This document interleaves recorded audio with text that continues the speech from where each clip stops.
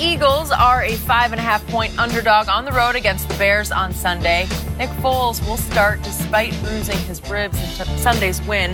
Foles has led the Eagles to 3 straight wins, and he has proven himself in the playoffs. The reigning Super Bowl MVP has thrown 8 touchdowns with only 1 pick in his 4 playoff games. Shannon, how dangerous are the Eagles going into the playoffs? They're a dangerous team, but I don't believe they'll beat the Bears. The Bears are loaded defensively. Number 1 scoring D, number 1 rush D, number 1 in takeaways, 3rd in sacks, 7th in pass D. And the one thing that Philly can't really do, Skip, is run the football, especially consistently. And once the Bears and Vic Fangio, the defense coordinator, all teams try to make you one-dimensional. Everybody wants to shut your run off and then pin their ears back and come get your quarterback. So I believe that's what the Bears will do. Now, Foles has been unbelievable in the playoffs. Mm-hmm. And what he brings them, Skip, is a confidence that everything's going to be okay. Yep. Especially after what he did in the NFC Championship, especially what he did in the what he did in the Super Bowl. And then to follow it up, and basically they have to win out in order to get into the playoffs. And he does that. He's done it. So they have a confidence in him that everything's going to be okay.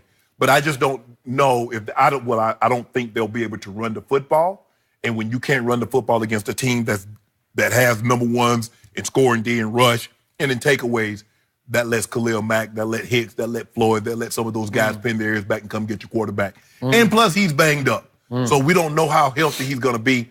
Probably put some medicine in that rib cage area, Skip, and have him go out there. But I don't think, can they be dangerous? Yes, they can be. But I don't expect them to win this game. So, right now, the Philadelphia Eagles have become the one team I would not want to play in the postseason because they have turned back into a Super Bowl type of a force.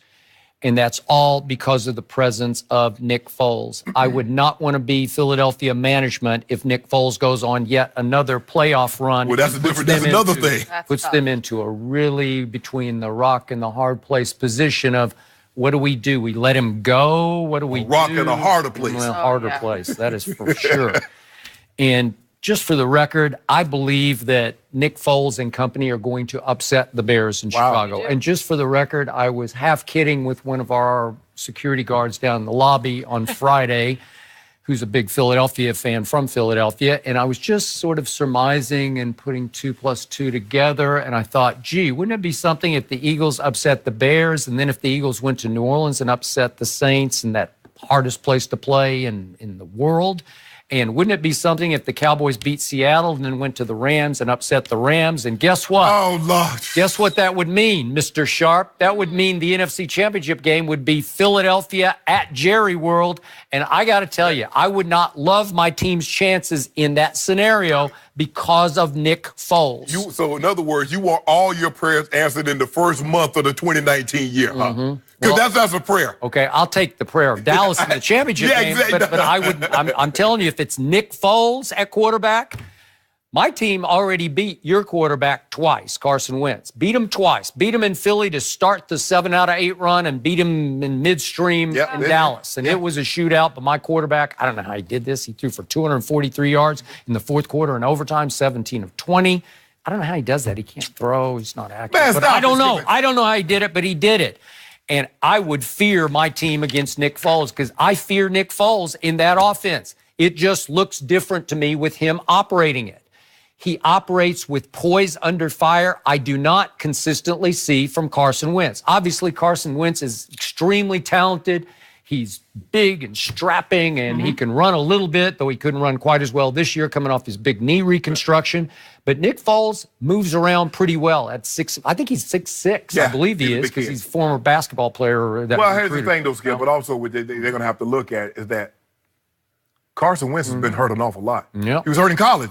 Remember, he missed like 3 or 4 games his senior year in college. Yep. So we're starting to see a reoccurring theme where he can't finish the season on the field. But we'll debate that another day. Chicago can run the ball better than people think. I think they're 11th in running. I got that. Howard and Tariq Cohen. But here's the thing. The unknown is that Trubisky, his legs are better than you think. Oh, they're great. He led the quarterbacks in the NFL in rushing. I think Lamar passed him at the end. Did he? Yeah, maybe he did. But all year he was. But you remember, Skip, how he was doing the Patriots. He looked like Michael Vick against the Patriots, running all over the field. and he almost brought them back against the Patriots, and they were on the 1 yard line from getting the game into overtime with a PAT. So but I just don't know in a situation where if you can't run the football, how you go with a team that can come get you like the Bears can.